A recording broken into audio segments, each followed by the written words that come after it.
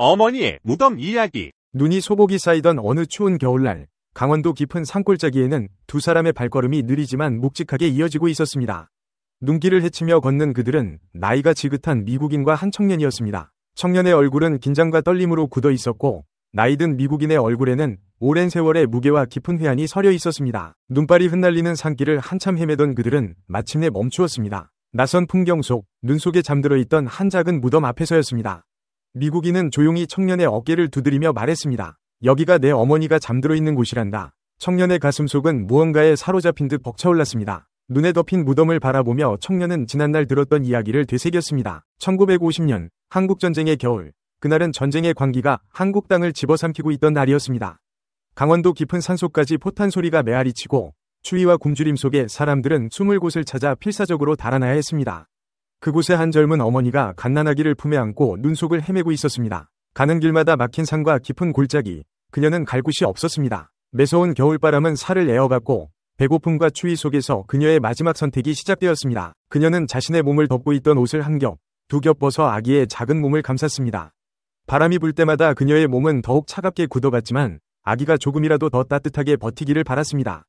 그녀의 마지막 모습은 옷 한 점 걸치지 않은 채 허리를 굽혀 자신의 아기를 꼭 끌어안은 모습이었습니다. 아기의 울음소리는 어머니의 체온에 겨우 생명을 붙잡고 있었습니다. 얼마 후 그곳을 지나가던 한 미군 병사는 이상한 소리를 들었습니다. 눈 덮인 골짜기에서 들려오는 아기의 울음소리. 병사는 발걸음을 멈추고 귀를 기울이다 울음소리를 따라 눈을 헤쳤습니다. 그는 놀라지 않을 수 없었습니다. 눈 속에는 차가운 몸으로 굳어진 어머니와 그녀 품속에서 울고 있는 갓난아기가 있었습니다.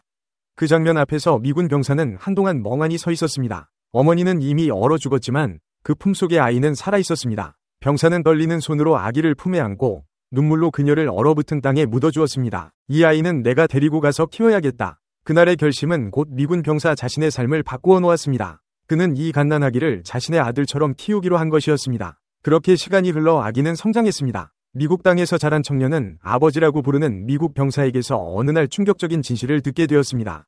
자신을 살리기 위해 얼어 죽은 어머니의 이야기. 추운 겨울, 맨몸으로 아이를 감싸 안고 생명을 지켜낸 그녀의 숭고한 희생. 청년은 처음에는 믿을 수 없었지만 그 이야기가 그의 가슴속 깊이 박히면서 그는 스스로에게 질문을 던졌습니다.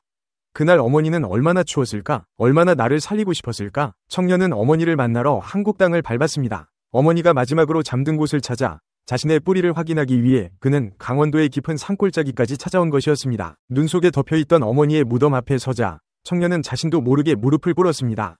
눈발이 흩날리고 차가운 바람이 불어왔지만 청년의 눈에서는 뜨거운 눈물이 흘러내렸습니다. 눈물은 그의 볼을 타고 무덤 위에 윤을 녹이며 흘러갔습니다. 청년은 떨리는 손으로 무덤 위에 쌓인 윤을 한 줌씩 치워내기 시작했습니다. 마치 어머니께 작은 위로라도 드리듯 그의 손길은 조심스럽고도 정성스러웠습니다. 윤을 모두 치워낸 청년은 자신이 입고 있던 옷을 하나씩 벗어 무덤 위에 덮기 시작했습니다.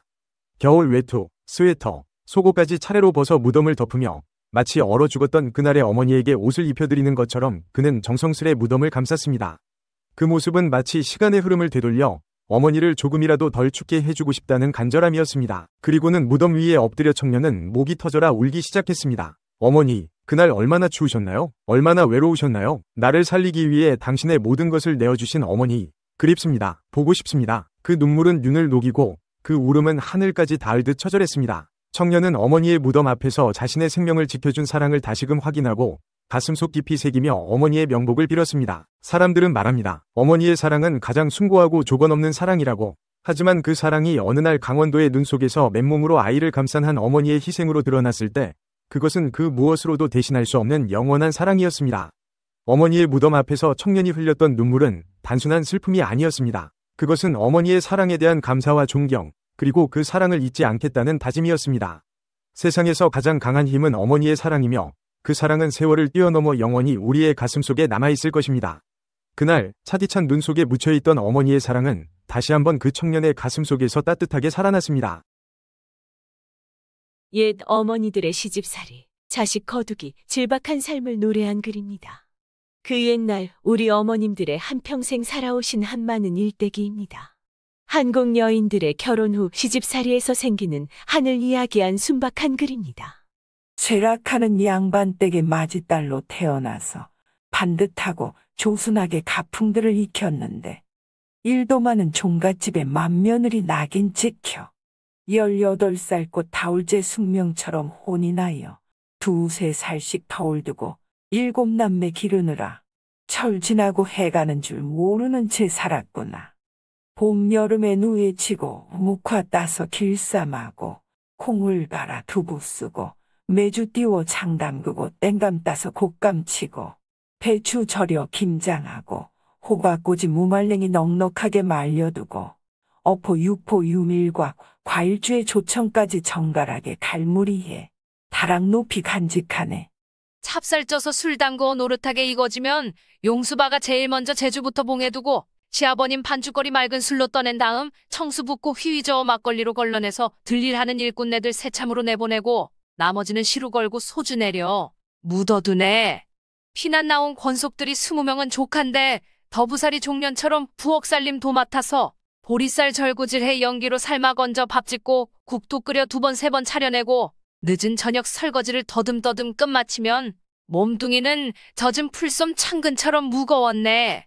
동지서 딸 긴긴 밤에 몰래 돌려 실을 뽑아 날줄을 갈라 의료 배틀 위에 걸어놓고 눈물 한숨 졸음 섞어 시주를 다져 넣어 한치 두치 늘어나서 무명 한필 말아지면 백설같이 희어지게 잿물 내려 살만해서 햇볕에 바래기를 12번은 좋게 되리.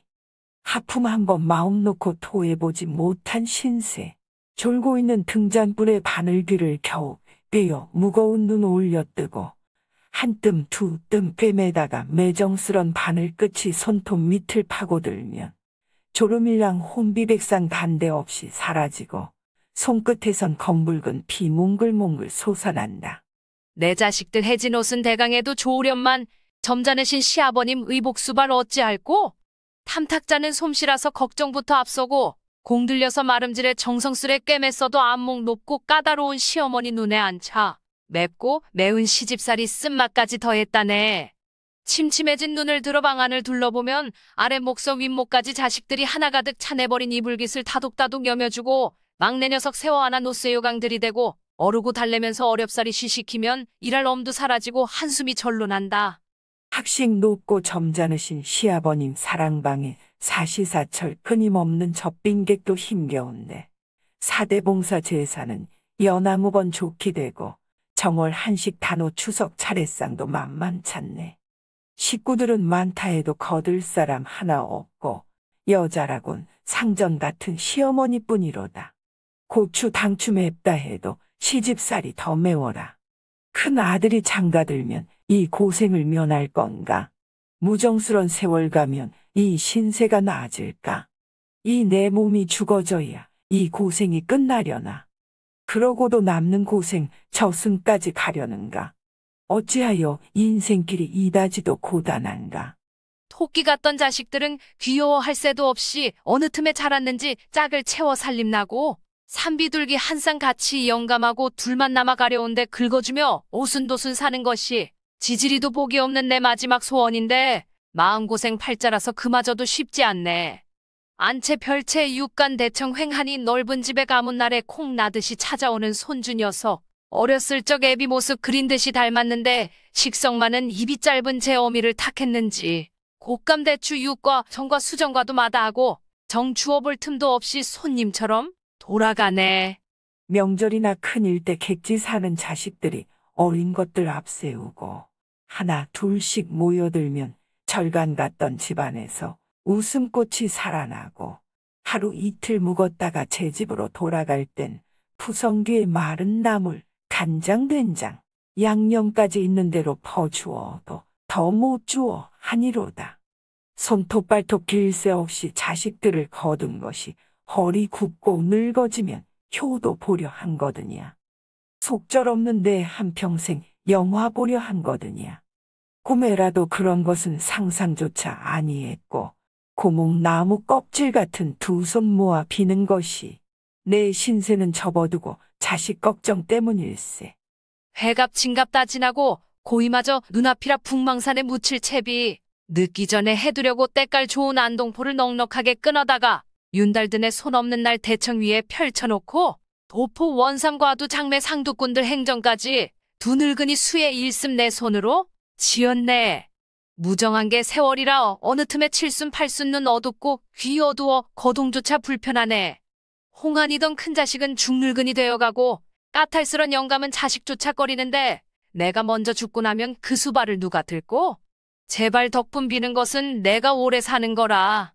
내 살 같은 자식들아, 아주거든 울지 마라. 인생이란 허무한 것 이렇게 늙는 거 무슬. 낙이라고 모르고서 한평생을 살았구나. 원도 한도 난 모른다. 이 세상에 미련 없다. 서산마루 해지듯이 새벽 별빛 바래듯이 잦아들 듯 쓰러지듯 흔적 없이 지고 싶다.